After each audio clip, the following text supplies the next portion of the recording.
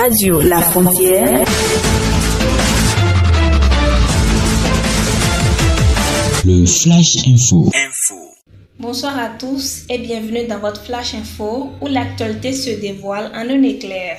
Au Bénin, la société béninoise d'énergie électrique SB2E a annoncé ce mercredi que les récentes coupures d'électricité sont dues à une interruption de l'approvisionnement en électricité en provenance du Nigeria.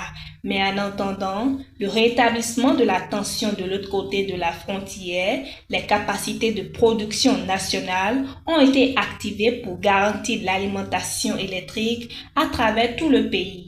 Aux États-Unis, le président américain Donald Trump a averti que si les otages ne sont pas tous libérés avant samedi aux environs de midi, Israël devrait annuler l'accord de cessez-le-feu avec le Hamas, menaçant de provoquer un véritable enfer. Trump a qualifié de terrible la menace du Hamas de reporter la prochaine libération d'otages. Et le gouvernement israélien, dirigé par Benjamin Netanyahou, a déjà accordé à son armée de se préparer à tous les scénarios suite à l'annonce du Hamas accusant Israël de violer l'accord de cessez-le-feu en place depuis le 19 janvier, après 15 mois de guerre intense. En Libye, pour finir, notons que le ministre d'État chargé des affaires du cabinet du gouvernement d'unité nationale libyen, Adel Jouma, a été victime d'une tentative d'assassinat ce mercredi 12 février 2025 à Tripoli. Alors qu'il circulait dans le quartier de Gagou,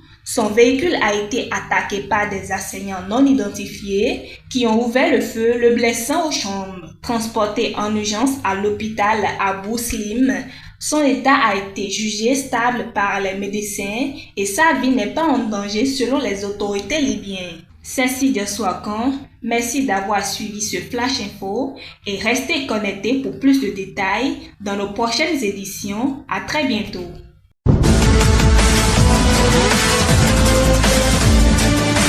Radio La Frontière.